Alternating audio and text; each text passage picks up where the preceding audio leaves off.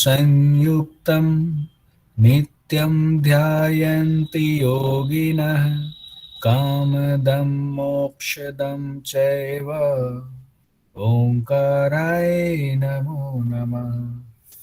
ओम शांति शांति शांति। धीरे धीरे दोनों हथेलियों का कप बनाते हुए आंखों को ऊपर रखें, अंदर ही आंखें खोलें, पलकें झपकाएं, धीरे धीरे हाथ वापस। आज हम लोग केवली प्राणायाम पढ़ेंगे, उससे पहले मूर्छा भी बचा हुआ। मूर्छा प्राणायाम से शुरू करेंगे।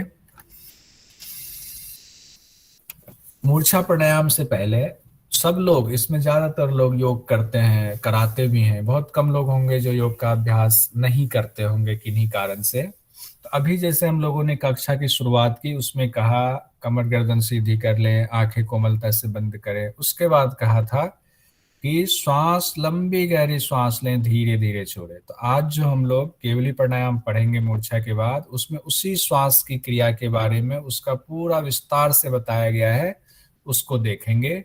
लेकिन उससे पहले मूर्छा प्राणायाम को देख लेते हैं।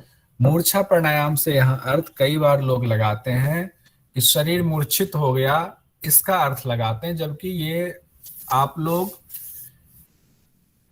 दिमाग में पूरी तरह से बिठा लीजिए कि घेरन ऋषि ने शरीर की मूर्छा से यहाँ अर्थ नहीं लगाया है। यहाँ मन की मूर्छा से अर्थ लगाया है कि मन जो हमारा चंचल है उसको एक जगह लगा देना है, इस तरह से लगा देना है कि मन मूर्छित हो गया, अब वो कहीं भाग नहीं रहा है, मन हमारा कंट्रोल में आ रहा है। तो इसको मूर्छा है, मनोमूर्छा, यानी मन की मूर्छा से ये अर्थ लिया गया है। अब इसमें देखते हैं क्या कह रहे हैं घेरन ऋषि। कहते हैं सुखेन कुंभकम कृत्वा मनस्य भ्रुवो एव अंतरम, यानी कि सुख पूर्वक कुंभक करके मन को भूमध्य में स्थापित करे। अब यहाँ जो कुंभक शब्द लगा हुआ है, इसका अर्थ कई जगहों पर यह कहा गया है कि श्वास लेकर कुंभक लगा लें, जबकि यहाँ पर यह अर्थ है कि जो पहले कुंभक, यानी यहाँ कुंभक से अर्थ है प्राणायाम, जो प्राणायाम पहले किया हुआ है, जब हम अभ्यास कर रहे हैं तो अभ्यास के बाद क्या करें, वो कुंभक प्राणायाम करने के बाद मन को भूमध्य पर लगा लें, स्थापित कर लें। अब मन, सारा खेल मन का है, मन को भूमध्य पर स्थापित कर लें। और भूमध्य पर स्थापित करने के बाद क्या करेंगे, संत्यंजय विषयानां सर्वान मनोमूर्छा सुख प्रदा, कहा गया है सभी विषयों का त्याग कर दें, सभी विषयों को छोड़ दे, यानी मन को भूमध्य में लगाए, तो भूमध्य का ही ध्यान है। कुछ भी और विषय, कोई भी इंद्रियों के जितने विषय हैं, सभी विषयों का हम त्याग कर देंगे। यही मनोमूर्छा प्राणायाम है और ये सुख देने वाली है। जब हमारे मन में कोई विचार नहीं चलेगा, विचार अब कट गया, निरोध हो गया, विचारों का रुक गया है, सारे विषयों का त्याग हो गया है और मन जो है भूमध्य में स्थापित हो गया है, तो उसके बाद हमें सुख की अनुभूति होने लगती है। उसके बाद कहा गया है आत्मनि मनसो योगा आनंदो जायते ध्रुवम, यानी मन को आत्मा के साथ लय कर दें, और ऐसा करने पर योगी को निश्चित ही आनंद का अनुभव होता है। तो मूर्छा प्राणायाम में शाब्दिक अर्थ में अगर कोई पूछे तो कहेंगे सुख पूर्वक कुंभक करेंगे और मन भूमध्य पर टिका देंगे। भूमध्य पर टिकाने के बाद कोई विषय, कोई भी इंद्रियों के विषय हैं उसमें अब हमारा मन नहीं जा रहा, सारे विषयों का त्याग हो गया है, और इस मन को आत्मा में लगा देंगे, आत्मा के साथ लय कर देंगे, यानी भूमध्य में आत्मा का स्थान। इससे जाहिर होता है कि भूमध्य में आत्मा के स्थान में मन को लय कर देंगे, तो इससे योगी आनंद का अनुभव करता है। जायते ध्रुवम, ध्रुवम का मतलब है कि निश्चित ही योगी आनंद का अनुभव करता है, आनंदमय हो जाता है उनका पूरा जीवन। अब मूर्छा प्राणायाम हमारा यहाँ फिनिश होता है। मुझे नहीं लगता कि इसमें समझने में आप लोगों को दिक्कत हुई होगी, फिर भी एक बार इसको अभ्यास कर लेते हैं। उसके बाद क्योंकि अगला प्राणायाम बहुत इंपॉर्टेंट है तो उस पे जाएंगे। बताइए मनोमूर्छा में क्या क्रिया विधि बताई गई है। पहले इसको कंप्लीट करके फिर आगे बढ़ते हैं। क्या क्रियाविधि कुंभक, बताएंगे? सुखपूर्वक कुंभक। कुंभक लगाएंगे गुरुजी पहले। हाँ, शाब्दिक अर्थ कहा गया है सुखपूर्वक कुंभक करेंगे। उसके बाद क्या करेंगे सेकेंड स्टेप में? मन को मन भ्रूमध्य को में विषय से हटाना है, फिर करेंगे मन को आज्ञा चक्र में। भूमध्य में यानी आज्ञा चक्र में लगा देंगे, भ्रुव में। इसमें कई कोई भी शब्द अगर हमें दे दे, भ्रुव शब्द दे दे, भूमध्य शब्द दे दे, यानी संस्कृत का शब्द दे दे, हिंदी का शब्द दे दे, या हमें आज्ञा चक्र दे दे क्या यानी चक्र? चक्र से संबंधित, तो हम उसमें से यही समझेंगे कि ये वही चीज कह रहा है। शब्द सबका शब्द अलग हो गया, अर्थ एक ही है। लगाएंगे। अब क्या करेंगे तीसरा स्टेप में? परमात्मा में लीन ले को कर लेंगे। वो चौथा स्टेप है। तीसरा मन क्या? को विषय से हटाएंगे, छोड़ दें। सभी विषयों का सभी त्याग, विषयों से हटाकर। हाँ, का त्याग कर सूर्य, देंगे। ये तो पहले आएगा ना, सभी विषयों का त्याग करना है, फिर मन को भूमध्य में लगाना है। हाँ, ये आएगा, लेकिन इसमें कहा गया है, इसमें तीसरे लाइन में है। ठीक है। अब उसके बाद क्या कहा गया है? मन को कहाँ लय कर देंगे? मन को आत्मा के साथ लय कर, आत्मा आत्मा के साथ लय कर देंगे। अब अगर इसको सीक्वेंस में देखें तो ठीक है, सभी विषयों का त्याग करेंगे, मन को भूमध्य में लगाएंगे और सुखपूर्वक कुंभक। तो अब इसमें तीसरा वाला दूसरा भले हो जाएगा, लेकिन जो इसमें सूत्र में कहा गया वो ऐसे ही कहा गया है, इसीलिए हम लोग समझने के लिए इसको इस तरीके से तैयारी अभी कर रहे थे, सबको याद हो जाए। इससे क्या होगा? योगी को फल क्या होगा? आनंद की प्राप्ति, आनंदमय हो आनंद जाएगा। की प्राप्ति। हाँ, बहुत अच्छा, निश्चित ही आनंद की प्राप्ति होगी। अब यहां तक हमारा मूर्छा प्राणायाम फिनिश हुआ। अब अगला जो है उस प्राणायाम को जानने से पहले कुछ और जानकारी हम लोग देख लेते हैं। जानकारी ये है, जैसे अभी शुरुआत में बात हो रही थी कि श्वास को लंबी गहरी श्वास लें, धीरे धीरे छोड़ें, यानी कि सारा खेल श्वास का है। श्वास में क्या होता है देखिए, अब थोड़ा कुछ देख लेते हैं उसको पढ़ने से पहले कि केवली कुंभक के विषय में हम लोग बात कर रहे हैं। जनरली हम लोग जो श्वास लेते हैं, सब लोग अभी इसका प्रैक्टिकल खुद जो जहां बैठे जिस स्थिति में है या खड़े हैं उसको करके देखेंगे। जब हम श्वास लेते हैं तो संग की आवाज आती है, सो की आवाज आती है, यानी स ध्वनि आती है, और जब श्वास छोड़ते हैं तो हम ध्वनि निकलती है। सबके श्वास के साथ में होता है। तो सब लोग जरा चेक करें अपना अपना, कुछ सेकंड्स निकाले और थोड़ा शांति के साथ आंख बंद करके महसूस करें, जब श्वास ले रहे हैं तो कौन सी ध्वनि है, श्वास छोड़ते हुए कौन सी ध्वनि है।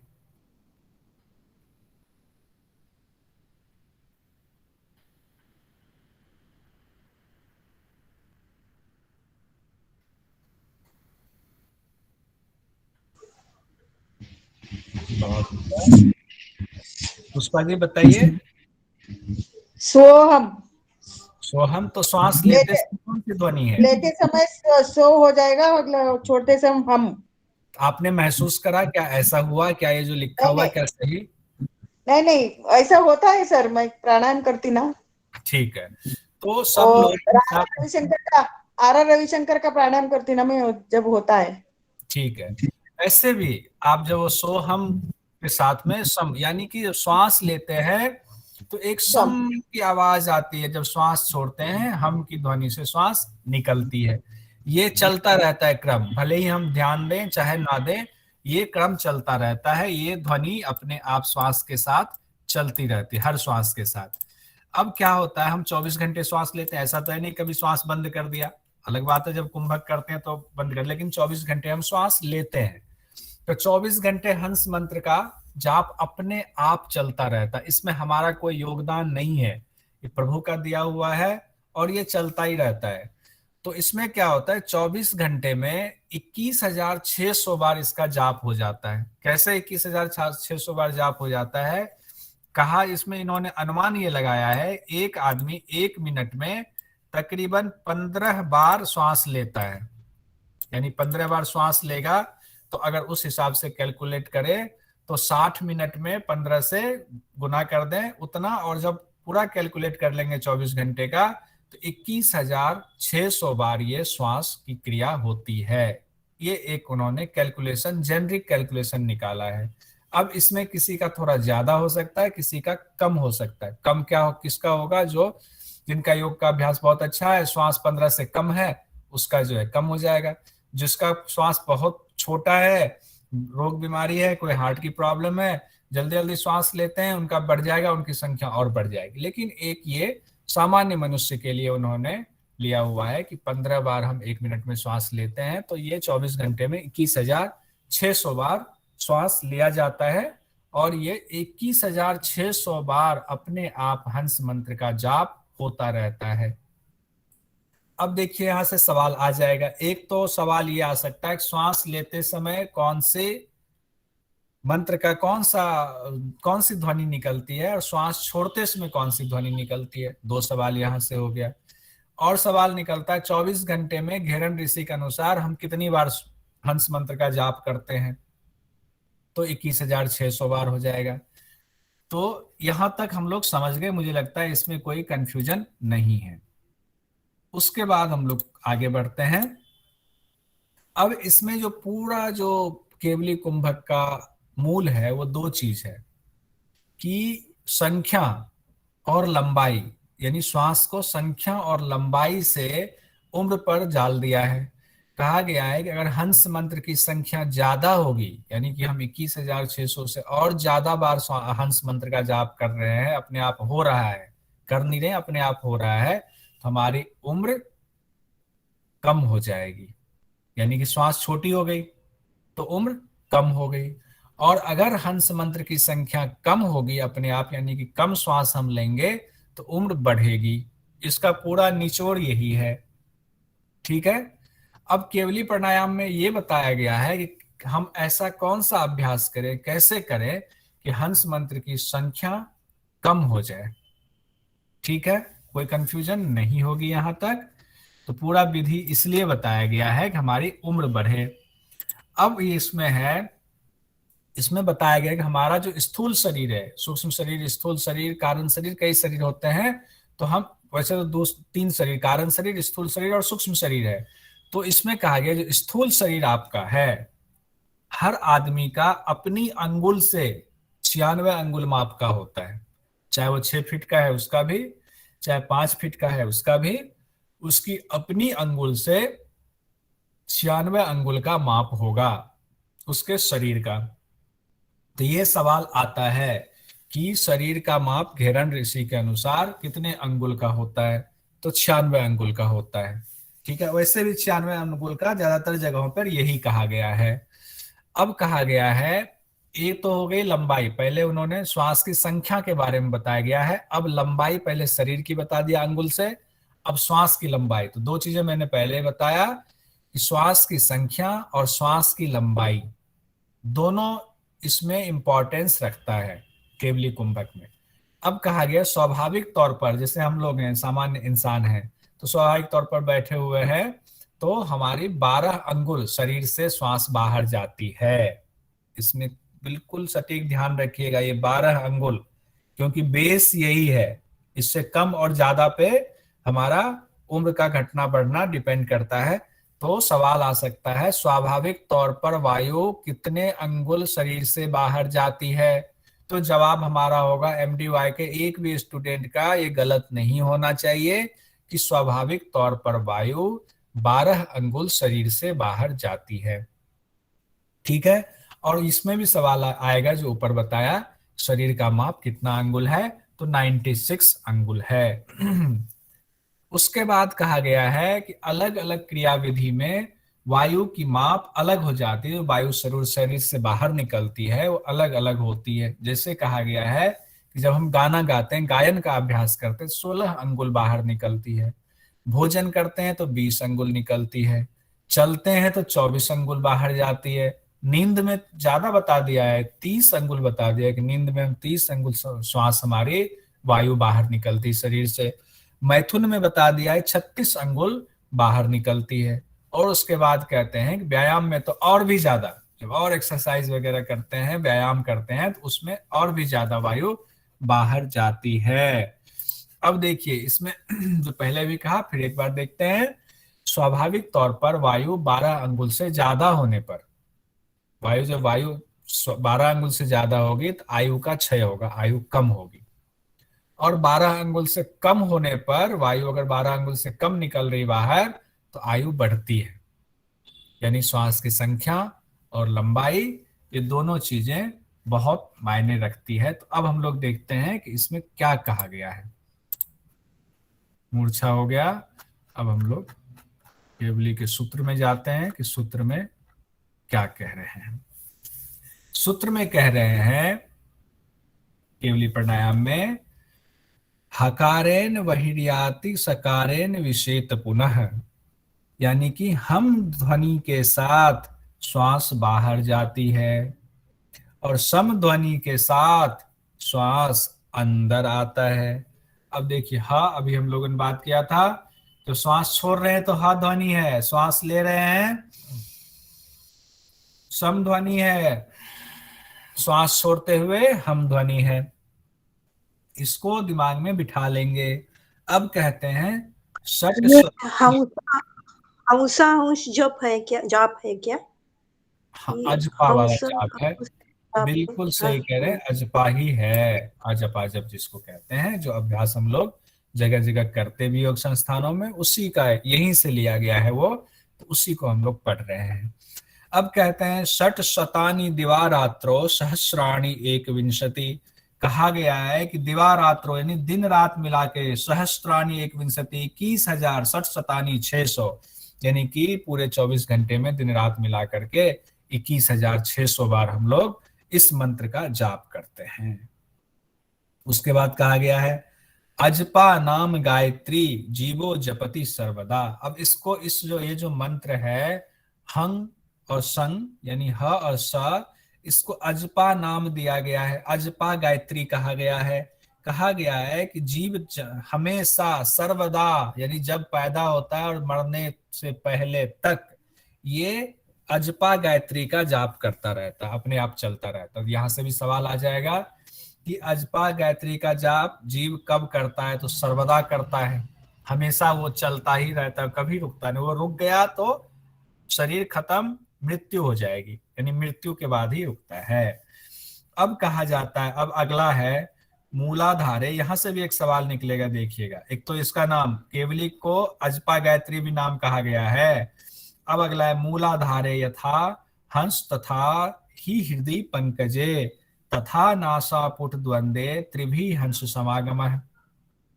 अब इसका अर्थ है, ये जो अजपा गायत्री है यानी हंस मंत्र है, वो 3 जगहों पर इनका समागम हो रहा है। कहाँ पे? मूलाधार चक्र में, हृदय कमल में और नासापुट पे। नासिका के, यहां सवाल आ गया, 3 जगहों पर इनका समागम हो रहा है। तो वो कौन सा 3 जगह है? मूलाधार, हृदय स्थान, हृदय कमल कहा गया है, और तीसरा नासापुट। तो ये ध्यान रखिएगा, इसमें कोई दिक्कत?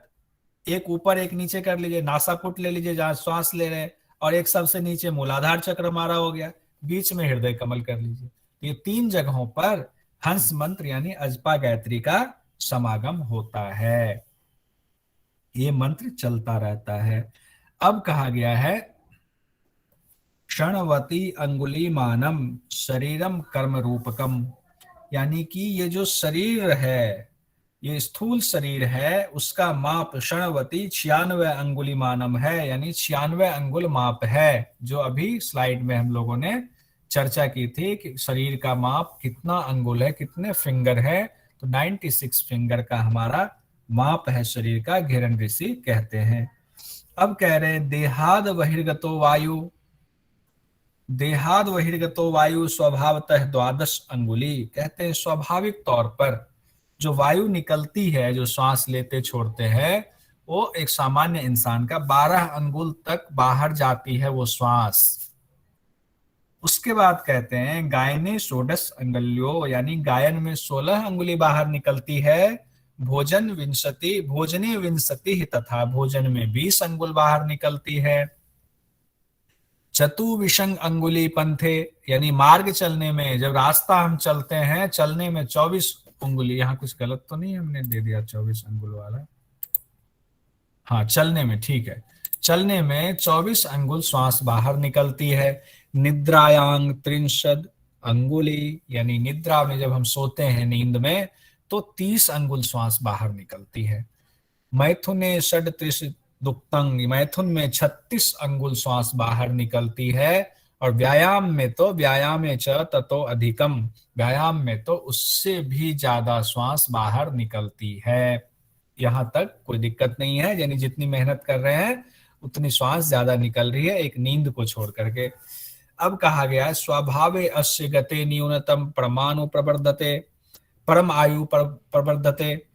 स्वाभाविक प्राण की गति जो है उससे कम होने पर आयु बढ़ती है। तो स्वाभाविक प्राण की गति कितनी है? 12 अंगुल। अब स्वाभाविक प्राण जब कम होगी तो उससे उम्र बढ़ेगी। आयु क्षयो अधिके, जब स्वाभाविक जो है 12 अंगुल, उससे ज्यादा होने पर आयु का क्षय होगा।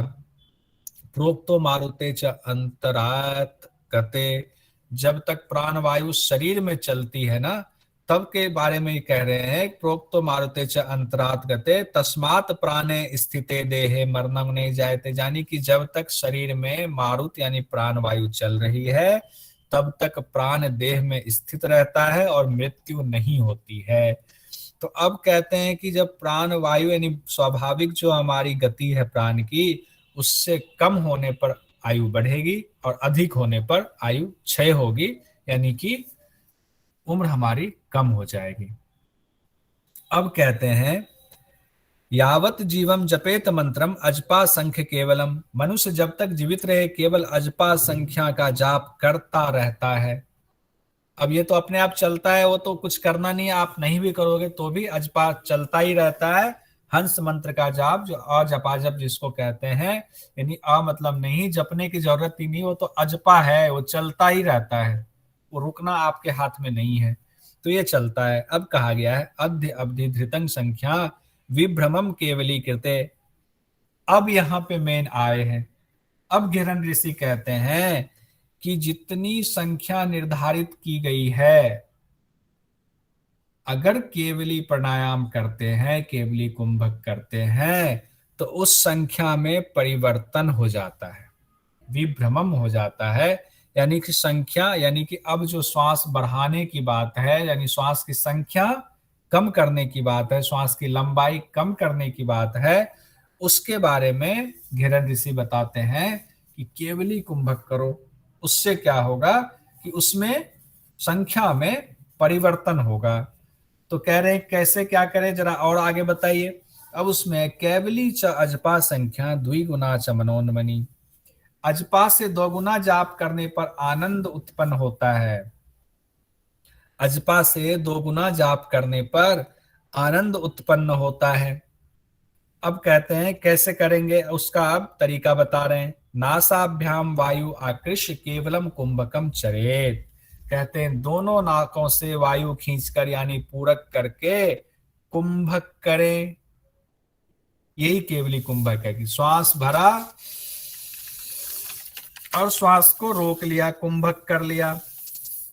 अब कहा गया है एकाधिक चतुष्षष्ठी धारियेत प्रथमे दिने। अब हमने तरीका तो उन्होंने बता दिया कि केवली कुंभक कैसे करना, कैसे हम श्वास को कंट्रोल करेंगे, कैसे श्वास की संख्या को कम करेंगे, कैसे श्वास की लंबाई को हम कम करेंगे। अब उसमें कह रहे हैं कि एकाधिक चतुष्षष्ठी धारियेत प्रथमे दिने, प्रथम दिन 64 बार इस क्रिया को करें। अब पहले तो उन्होंने क्रिया बता दी कैसे करनी है, अब क्रम से बता रहे हैं कि एक दिन यानी पहला दिन जो है 64 बार इस क्रिया को करना है। अब 64 बार कैसे करना है, कब कब करना है, ये भी बता रहे हैं। बहुत अच्छे से उन्होंने समझाया हुआ है कि कहते हैं केवली अष्टधा कुर्यात यामे दिने दिने, कहते हैं कि जो 64 बार क्रिया करनी है वो कैसे कैसे करनी है। अब देखिए पूरे दिन में 8 प्रहर होता है, पूरे 24 घंटे में 8 पहर होता है, तो या 8 तिहाई 1 पहर यामे यामे, एक याम जो है 3-3 घंटे का होता है। तो 8 पहर हो गया, तो 8 तिहाई, एक एक पहर 3-3 घंटे का हो गया। अब कहते हैं कि 8 पहर 8 बार प्राणायाम, यानी 3-3 घंटे में, यामे यामे, एक याम 3 घंटे, यामे यामे करना है। तो कितनी बार करना है? 3 घंटे अभी किया, फिर 3 घंटे बाद करेंगे, फिर 3 घंटे बाद करेंगे, फिर 3 घंटे बाद करेंगे। तो ऐसे 24 घंटे में कितनी बार हो गया? 8 बार हो गया। तो ऐसे 8 बार करना है। संख्या कितनी बताई है? 64। तो एक बार में तकरीबन 8 का हमें एवरेज बनता है कि जो हम अगर सुबह 6 बजे अभ्यास कर रहे हैं तो सुबह 6 बजे हमने 8 बार किया, फिर 9 बजे 8 बार किया, फिर 12 बजे 8 बार किया, ऐसे कह रहे हैं कि प्रथम दिन करना है। और ऐसे नित्य प्रतिदिन, दिन प्रतिदिन ऐसे ही अभ्यास करते जाना है। ये तो उन्होंने पहला नियम बता दिया। अब कह रहे हैं कि अगर आप इतना भी नहीं कर सकते, कि आप 8 बार नहीं कर सकते 3-3 घंटे पर, चलो कोई बात नहीं, 5 बार कर लो। तो कहते अथवा पंचदधा कुर्यात तथा तत् कथयामि ते। कहा कि अब 8 बार अगर नहीं कर सकते किसी कारण से, तो 5 बार करें, जैसा कि मैं कह रहा हूं कि 5 बार कब कब करें। अब बता रहे समय, कह रहे हैं सुबह कर लो, प्रातः, मध्याह्न कर लो, दोपहर में, सायं के यानी सायं में कर लो, मध्य रात्रि, आधी रात को कर लो, मध्य रात्रि को कर लो, या चतुर्थ के यानी कि रात्रि के चौथे प्रहर में कर लो। अब ये उन्होंने 5 बार बता दिया है कि पहले तो कहा कि 8 बार करो हर 3-3 घंटे पर, तो 24 में 8 तिहाई 24, तो 8 बार हो जाएगा। कह रहे हैं अगर इतना नहीं कर सकते तो चलो 5 बार कर लो। 5 बार कब कब कह रहे हैं? सुबह में, दोपहर में, शाम को, मध्य रात्रि को, और रात्रि के चौथे अंतिम पहर में। उसके बाद कहते हैं उसके बाद कहते हैं, यानी कि 4 पहर रात्रि का हुआ, 4 पहर दिन का हुआ, तो रात्रि का जो अंतिम पहर यानी सुबह से ठीक पहले वाला पहर, उसी को चतुर्थ के नाम से यहाँ कहा गया है। अब कहते हैं कि अगर 5 बार भी नहीं कर सकते तो कम से कम त्रिसंध्यम अथवा कुर्यात ससमाने दिने दिने, तो कम से कम 3 बार तो अभ्यास शुरू करो, 3 बार तो करना ही करना है। अब 3 बार कब कब करना है? कहते हैं कि 3 बार त्रिसंध्यम अथवा कुर्यात ससमाने दिने दिने, 3 बार अभ्यास करें प्रतिदिन उसी निर्धारित समय पर, यानी कि हर दिन उसी समय पर 3 बार करें। अब यहाँ लगता है कोई लाइन छूट तो नहीं है, ठीक है, 3 बार करना है। अब कहते हैं पंचवारम दिने वृद्धि वारेकम च दिने तथा, यानी यहाँ पर ना पंचवारम की जगह कई जगहों पर इस पुस्तक में मेरे हिसाब से लगता है कि ये गलत लिखा हुआ है। पंचवारम की जगह पंचमे च होना चाहिए। हर जगह, हर बाकी के पुस्तकों में पंचवारम की जगह पंचमे च लिखा हुआ है, यानी कि प्रत्येक 5वें दिन, पंचमे च दिने वृद्धि वारेकम च दिने तथा, यानी कि हर 5वें दिन इसके अभ्यास में 1 बार की वृद्धि कर दे। कि 5 दिन तक हमने अभ्यास किया 64 बार वाला, अब 1 बार बढ़ा देते हैं, 5 दिन के बाद 1 वृद्धि कर देते हैं, ये कहा गया है। कब तक वृद्धि करते जाना है? कहा गया अजपा परिणामं च यावत सिद्धि प्रजायते, जब तक कि अजपा जप की सिद्धि ना हो जाए तब तक बढ़ाते जाए, हर 5वें दिन 1 संख्या बढ़ा दें। अब आगे कहते हैं प्राणायामं केवली च तथा वदति योगविद, जब केवली सिद्ध हो जाता है तो वो योग का जानकार हो जाता है, लोग उसे योगविद कहने लगते हैं कि योग के विद्वान हैं, ये जानकारी, ये योग को जानते हैं। केवली कुंभ के सिद्धे की ना सिद्ध्यति भूतले, केवली प्राणायाम सिद्ध होने पर, केवली कुंभक सिद्ध होने पर उसके लिए इस धरती पर कुछ भी जानने के लिए शेष नहीं रह जाता है। अब ये केवली प्राणायाम यहाँ हमारा कंप्लीट हुआ, इस 61 प्राणायाम का कंप्लीट हो गया। अब जरा जो चीजें स्लाइड में देख चुके हैं वो देख चुके हैं, अब जो नहीं देखा हमने उसको बनाएंगे खुद से। अब बताइए क्रियाविधि क्या बताई गई है, जरा याद कीजिए, अभी हम लोगों ने पढ़ा है। Hello sir. सर जी इसमें अभी वो भी तो देते हैं अनुपात, 1:4:2। इसमें कहीं अनुपात नहीं दिया गया है, कंफ्यूज मत होइए। ये केवली प्राणायाम है, केवली में अनुपात नहीं है 1 4 2 वाला, ठीक है। Okay sir. हाँ सर ये इसमें जो लास्ट में बोला गया है कि हर 5वें दिन पे एक बढ़ाना है, एक मतलब 1 वृद्ध हर 5वें दिन पे 1 वृद्ध बढ़ाना है। पहले हम 64 बार करते थे, अब 65 करेंगे, ऐसा। हाँ हाँ, एक एक बढ़ा देना है, एक एक बढ़ाते जाइए अभ्यास। तो अब ओके। क्रिया विधि पहले बताइए क्या कही गई है, कैसे करना है केवली कुंभक। दोनों हम से नीचे नासापुटों से पूरक हम करेंगे। नीचे। हाँ, दोनों नाक से पूरक करेंगे, फिर कुंभक करें। कुंभक करेंगे। बस इतना ही बताया गया है, यही है ना, क्रिया विधि में यही सिंपल बताया गया है ना। 64 बार करेंगे ना, हाँ 64 बार करना है ना ये कुंभक। हाँ, वो तो बाद की बात है, क्रिया विधि तो अभी इतनी ही बताई गई है कि दोनों नाक से पूरक करेंगे, फिर कुंभक करेंगे। क्रिया विधि इतनी ही बताई गई है। अब तो आगे मंत्र का जप करें। कि प्रथम दिन कितनी बार करें।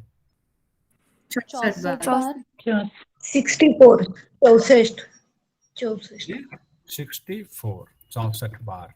तो अब सवाल इसमें आ गया कि प्रथम दिन केवली कुंभक कितनी बार करने का निर्देश दिया गया है गहरन संहिता में। तो हमारा जवाब होगा 64 बार, 64 बार।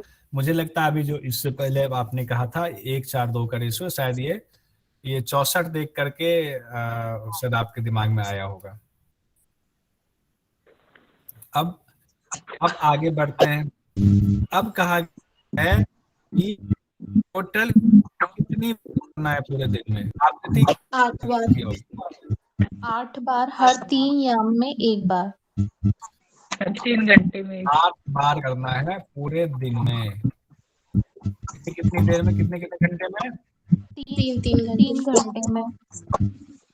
3 घंटे में।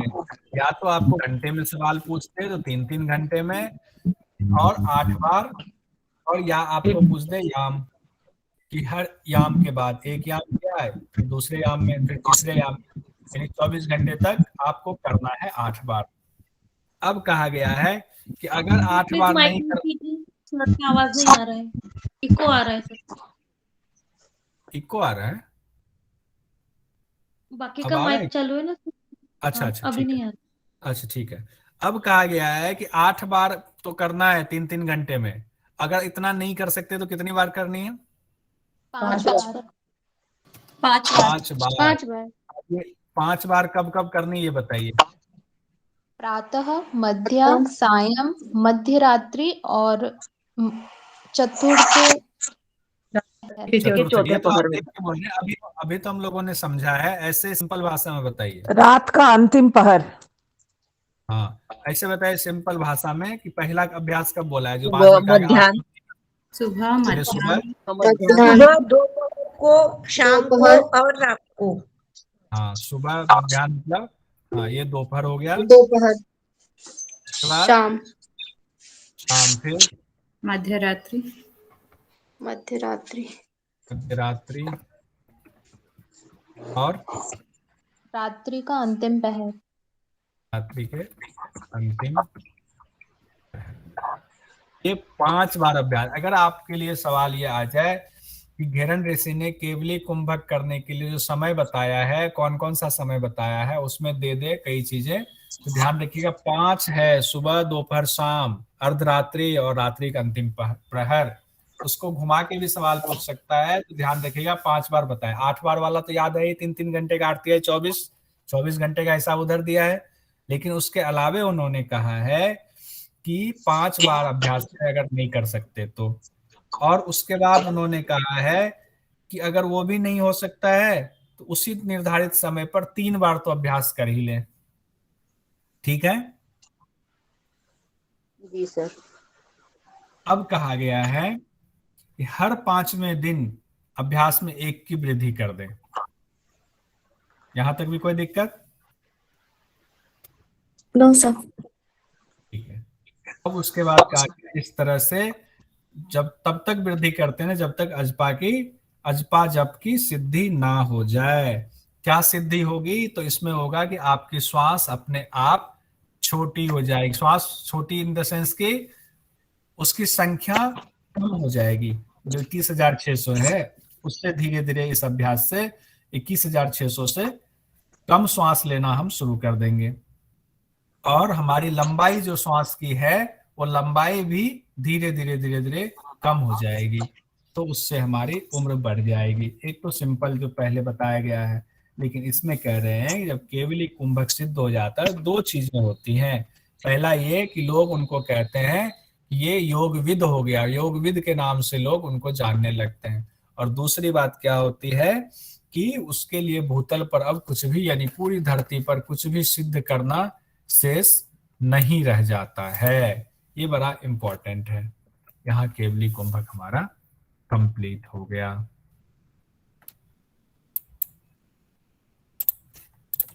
जी कोई सवाल हो तो पूछ लीजिए, फिर क्वेश्चन आंसर शुरू करते हैं। सर अजबा अजबा गजबा का हंस मंत्र बोले तो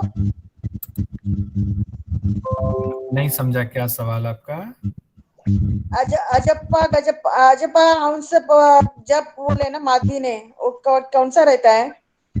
ये अजपा गायत्री नाम दिया गया है। ये जो हंस मंत्र है ना, हंस सोहम सोहम जो आप लोग करते हैं, हम लोग करते हैं, पूरी लोग वाले करते हैं। तो श्वास लेते हैं तो सम की आवाज, सो छोड़ते हुए हम की आवाज जो आती है उसी को अजपा गायत्री नाम दिया गया है। ओके ओके ठीक है, यही जो मंत्र अच्छा उसका नाम अजपा गायत्री भी दिया गया है। तो इसको ध्यान रखेंगे। अगर कोई पूछे अजपा गायत्री क्या है, तो अजपा मतलब जपने की जरूरत नहीं है, अपने आप श्वास के थ्रू मंत्र का। अब तक क्या होता है मंत्र जाप हम मन से या तो मानसिक तौर पर जपते हैं या हम होठों को चला करके शब्द को बनाते हैं तब मंत्र का जाप करते हैं। लेकिन इसमें क्या है, अजपा मतलब इसको जपने की जरूरत नहीं है, श्वास ही ध्वनि करता है, श्वास ही मंत्र जाप कर रहा है, इसलिए अजपा गायत्री इसका नाम दिया गया है। ओके सर ठीक है, इसमें हम मंत्र जाप नहीं करते हैं कि रम सम लम हम, ये सब कुछ भी मंत्र जाप नहीं करते। हम बस श्वास लेते हैं तो मंत्र का जाप अपने आप होता रहता है। अजपा जो जपते नहीं, अपने आप चलता है, इसलिए इसका नाम अजपा गायत्री पड़ा हुआ है। तो अजपा गायत्री शब्द कहीं आए तो आप समझ जाइए कि केवली प्राणायाम की बात है और हम और सम की बात है। ये दो मंत्र श्वास के साथ जुड़ा हुआ है। सर इसमें 12 अंगुली तो क्या है सर? इसमें फर्स्ट में बताया ना 64 होने के बाद 12 अंगुली स्वभावत 12 अंगुल है ना, कहते हैं सामान्यतः जब हम सामान्यतः बैठे हुए हैं तो श्वास जो हमारी बाहर निकल रही है ना, शरीर से 12 अंगुल दूर तक जा रही है। दूर तक बोले तो अपना गैप इधर तक अपने को महसूस होता है 12 अंगुल तक। हाँ 12 अंगुल तक श्वास बाहर जा रही है। अच्छा नजदीक नहीं लिए तो भी उतना इधर तक आता है उतना गिनती करे। ओके सर, ये सामान्य स्थिति में बताया गया है, गिनती नहीं है, यहाँ पे लंबाई है 12 अंगुल। 12 अंगुल कैसे? 12 अंगुल अपना अपने अंगुल से मापना है ना सर? सबका अपने अंगुल से होता है, अपने अंगुल से 12 अंगुल सामान्यतः श्वास बाहर जाती है। जी मुझे कुछ कह रही थी आप?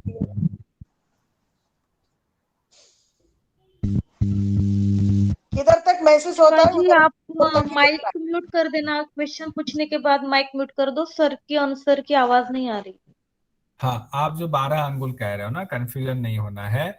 जब श्वास जनरली हमारा सामान्यतः जो हम श्वास छोड़ते हैं ना तो 12 अंगुल शरीर से बाहर तक श्वास जाती है। कहते हैं ना, अगर मान लो कि श्वास लिया, श्वास अगर आप देख पाते तो 12 अंगुल तक जाती, नहीं देख पा रहे आप ये सोचो कि 12 अंगुल तक श्वास हमारी जा रही है।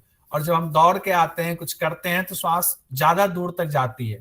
जो बाहर बैठे हुए हैं उसको भी, जो दूर बैठे हैं उसको भी पता चल जाता है तुम्हारी श्वास तेज चल रही, क्या हो गया, अरे दौड़ के आए हैं, खेल के आए हैं, कुछ करके आए हैं, इसीलिए श्वास तेज चल रही है हमारी। तो उसमें लंबाई भी शरीर से ज्यादा दूर तक श्वास जाती है, यही कह रहे हैं वो, और कुछ इसमें अलग नहीं है। रितु जी कुछ कह रही थी आप? सर ये जो मेरे पास बिहार स्कूल की ये किताब है हिरण संगीता की, निरंजन आनंद जी के द्वारा लिखी हुई, तो उसमें लिखा हुआ है कि महर्षि हिरण कहते हैं कि सामान्य श्वास की लंबाई 6 अंगुल होती है और वो आप भावुकता नहीं, कार्य इसमें करने। सूत्र में 12 अंगुल ही दिया हुआ है, उन्होंने व्याख्या में पता नहीं कैसे उसमें गलती हो गई, मुझे लगता है मिसप्रिंट है वो 6 अंगुल। Okay sir, okay. ठीक है, इसमें 12 अंगुल ही कहा गया है सूत्र में, और उन्होंने यहाँ पे कहा भी है मेरे ख्याल से 12 अंगुल होती है। द्वादश देख रहे हैं, यहाँ कहते हैं बहिर्गत वायु की गति 12 अंगुल होती है स्वाभाविक तौर पर, देखिए ये वाली लाइन। ठीक है, और नीचे जो व्याख्या दी गई है उसमें उन्होंने 6 पता नहीं क्यों लिख दिया, वो मिसप्रिंट हो गया होगा मेरे ख्याल से, थैंक यू। स्वाभाविक 12 बताया गया। ठीक है, क्वेश्चनिंग शुरू करते हैं। सर एक बात पूछूं मैं आपको? आप पुष्पा जी पूछिए। उज्जयी प्राणायाम में अपन कल कंफ्यूज हुए थे ना, हृदय हृदय लाभम समाकृत्य वायु वृत्तेन च धार्यते, अपन प्रचालन बोले तो मुख को खुलना खुल के अपन जल पर लगाए तो अपने आप कुंभक लग जाएगा। अच्छा, और अपना वायु होगा। आपकी आवाज ना उसमें से हमिंग साउंड आ रही है, तो आवाज क्लियर नहीं है। ठीक है, तो माइक ऑफ कर लीजिए, या तो मैसेज में टाइप कर दीजिए आप, क्योंकि हमिंग साउंड बहुत ज्यादा आ रही है। ठीक है, हम लोग शुरू करते हैं क्वेश्चनिंग, आज की कंप्लीट कर लेते हैं कक्षा समय पर, उसके बाद कल ध्यान की कक्षा होगी। श्वास, एक सेकंड में इस पे आता हूं। तृप्ति वाडेकर जी कुछ कहना चाह रही हैं? जी नहीं सर, गलती से हो गया, सॉरी। अच्छा, कोई बात नहीं। श्वास लेते समय कौन सी ध्वनि होती है? हाँ, बहुत अच्छा अदिति जी, बहुत अच्छा। प्रतिभा जी, हम नहीं, श्वास लेते समय करके देखिए, खुद चेक कीजिए। तृप्ति जी सम सम, प्रतिभा जी सम, पुष्पलता जी, माधवी जी, तुषार जी, वीरा किशोर जी सम, रानी जैन, शारदा सूर्यवंशी सम। सर फिर सो आएगा या सम आएगा? सम आएगा, सम सम। और श्वास छोड़ते हुए कौन सी ध्वनि निकलती है? सावी जसवाल जी, रानी जी हम, अदिति जी हम, तृप्ति जी, ठीक है, सब लोगों का हम। एक्सेल हम, गौरव पंडित जी, बहुत बढ़िया, एक्सेल हम।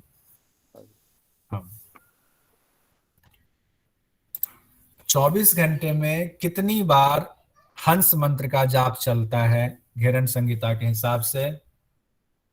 8 बार। जीतू तोड़ी जी 21,600, रानी जैन जी 21,600, 21,600 बार। दीक्षा जी 8 क्या है? No, I just got confused that the once in a 3 hours that 8 time. That was yeah. Okay. Tushar ji 12,600 नहीं, 21,600। बाकी सब लोगों का ठीक है। हाँ, माधवी जी ने बिल्कुल हिंदी में लिखा है 21,600 बार। तो उस हिसाब से 1 मिनट में कितनी बार मंत्र का जाप होता है? ऋतु जी जैसे टाइप करके ही रखी हुई थी, 1 मिनट में 15 बार होता है, यही सामान्य स्थिति ली हुई है।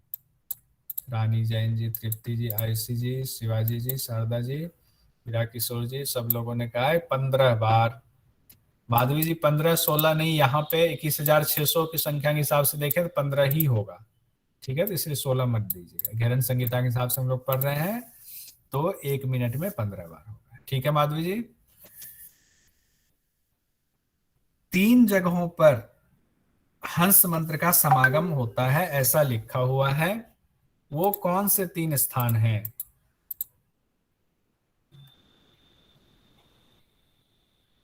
हाँ, रितिका जी ने लिखा है मूलाधार, हृदय कमल, नासापुट, बहुत बढ़िया। मूलाधार, नासिका, हृदय, पुष्पलता जी, ठीक है, मूलाधार, ठीक, मूलाधार, नासापुट, ठीक है। अदिति जी मूलाधार अनाहत नाक, ठीक है।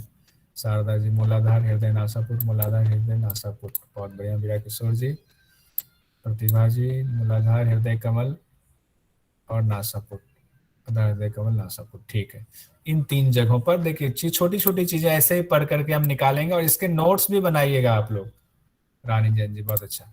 जब इसके नोट्स बनाएंगे और क्वेश्चन लिख करके अलग कलर के पेन से, तो हम जब फाइनली एग्जाम से पहले जब एक बार नजर मारेंगे तो हमें पूरा क्लास जो हमने पढ़ा है वो अपने आप उसमें आ जाएगा ध्यान में और हमें याद आ जाएगा, फिर हम भूलेंगे नहीं। अब आगे है शरीर का माप कितना होता है, स्थूल शरीर का माप कितना होता है। प्रतिभा श्रीवास्तव जी 96 अंगुल, पुष्पलता जी झिलमिल, पुष्पलता जी 12 अंगुल कहाँ से आया आपका, ये बताइए जल्दी से माइक खोलिए। कहाँ कंफ्यूजन हुआ अभी क्लियर कीजिए कंफ्यूजन। आयुषी जी, सर रानी वो जी, देह वायु का वो डाल दिया मैंने।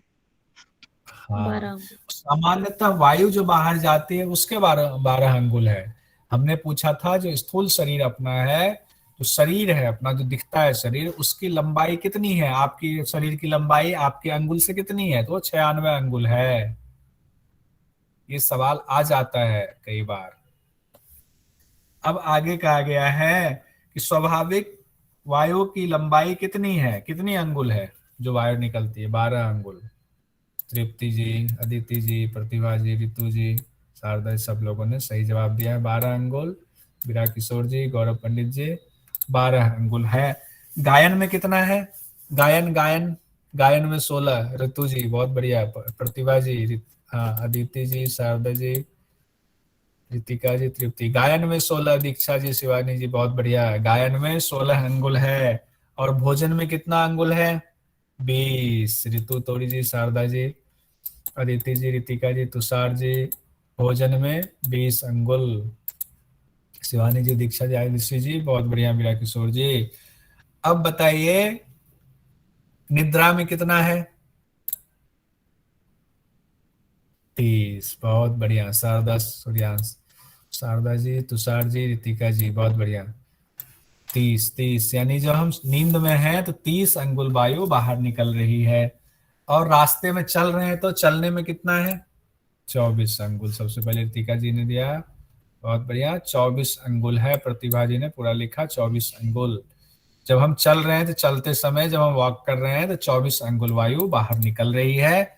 मैथुन में कितने अंगुल हैं, 36। अदिति शाह जी, ऋतु तोड़ी जी सबसे बढ़िया, यानी कि इसमें 36 अंगुल है। और इसके अलावे कहा गया है, वाह पुष्पलता जी ने पूरा ही दे दिया, गायन 16, भोजन में 20, चलने में 24, निद्रा में 30, मैथुन में 34, 34 नहीं 36, 36 पुष्पलता जी। और व्यायाम में उससे भी ज्यादा होता है। अब बताइए प्राण की गति कम हो जाए तो क्या होगा,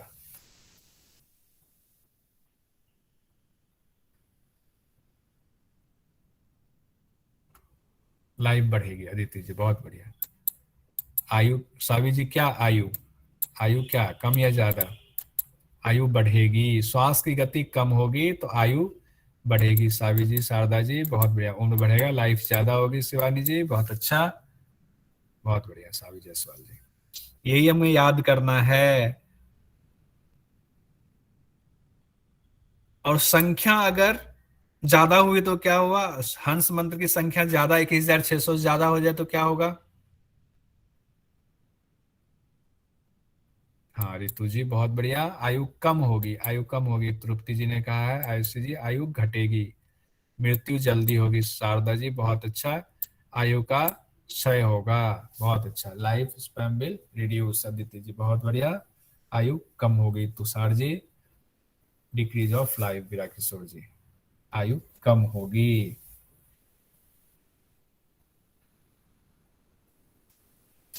पहले दिन कितनी बार केवली कुंभक करना चाहिए, घेरन ऋषि के अनुसार 64 बार कहा है। अदिति जी ने, आयुषी जी ने, रितिका जी, शारदा जी, तुषार जी, सावी जी, तृप्ति जी बहुत बढ़िया, सब लोगों ने कहा कि 64 बार करना चाहिए। पूरे दिन में सबसे ज्यादा कितनी बार करने के लिए कहा गया है, कितनी आवृत्ति करने के लिए कहा गया है? ज्यादा से ज्यादा 8 आवृत्ति, यानी कि 8 बार पूरे दिन 24 घंटे में 8 बार करना है। 8 बार 3 याम। बहुत अच्छा शारदा जी ने कहा है कि हर 3-3 घंटे में 8 बार हम अभ्यास करेंगे। अब कहा गया है कि अगर 8 बार नहीं कर पाते हैं तो कितनी बार करेंगे? और पंडित जी बहुत अच्छा आपने पूरा लिख दिया। ये तो जी 3, 5, हाँ 5 बार। गौरव पंडित जी 5 बार, तुषार जी ठीक है, सब लोगों ने 5 बार कहा। प्रतिभा जी ने पूरा लिख दिया है 64, 8 और 5। 5 बार कब कब? सावी जायसवाल जी ने लिखा है दोपहर, शाम। हाँ गलत लिख दिया सावी जायसवाल जी, फिर से लिखिए आप एक बार। रितिका जी ने मध्याह्न, सायं, रात्रि। रितिका जी का भी गलत हो गया। सीक्वेंस में बताइए, शारदा जी ने सीक्वेंस में बताया हुआ है सुबह, दोपहर, शाम, मध्य रात्रि, रात्रि के अंतिम पहर, ये है।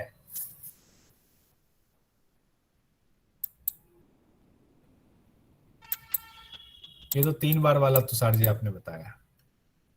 Morning, afternoon, evening, midnight, last night. Aditi ji ठीक है। ये 5 बार करने के लिए उन्होंने कहा है कि सुबह, दोपहर, शाम, मध्य रात्रि और रात्रि के अंतिम पहर में, चौथे पहर में करना है। उसमें भी नहीं किए तो 3 बार करना है, जो इन्होंने कहा है प्रातःकाल, मध्यकाल, सायंकाल, 3 टाइम्स का है। हर 5 दिन में कितनी आवृत्ति बढ़ानी है, कितनी बार बढ़ाना है? 1। अदिति जी 1 बार बढ़ाना है। 1 स्टेप तुषार जी, शिवानी जी ठीक है, 1 बार बढ़ाना है। कब तक बढ़ाना है? एक बार कब तक बढ़ाना है? 5-5 दिन में 1 बार कब तक बढ़ाना है? टिल अजब सिद्धि। अदिति जी बहुत बढ़िया है। नहीं प्रतिभा जी, 8 ना हो जाए नहीं, तब तक बढ़ाओ। वो संख्या है, 8 वाला नहीं है। संख्या बढ़ाना है कब तक? वो तो प्रथम दिन करना है 64 बार और 8 आवृत्ति करनी है, और हर 5वें दिन बढ़ाना है 1 बार, जब तक कि सिद्धि नहीं मिल जाती है। बहुत बढ़िया। सिद्धि मिलने पर 2 चीजें होती हैं। वो 2 चीजें क्या होती है? दोनों लिखिए। योगविद बन जाते हैं अदिति जी। दूसरा केवली सिद्धि, अजब सिद्धि तक, ठीक है, केवली सिद्धि तक ठीक है। माधुरी जी तो पहला वाला हो गया, जब सिद्धि तक। रितिका जी धरती पर कुछ जानना बाकी नहीं रह जाता है, और दूसरा है लोग उसे क्या कहते हैं? ठीक है अदिति जी। शारदा जी योगी कुछ भी, योगविद ठीक है, शारदा जी का ठीक है, योगविद और कुछ भी जानने के लिए शेष नहीं बचता है। गौरव पंडित जी योगविद और दूसरा है कुछ भी जानने के लिए धरती पर शेष नहीं बचता है। प्रतिभा जी ने लिख दिया। आयुषी जी बहुत अच्छा। सर इसका पूरा आंसर क्या आएगा सर? इसका पूरा आंसर 2 ही चीज है ना,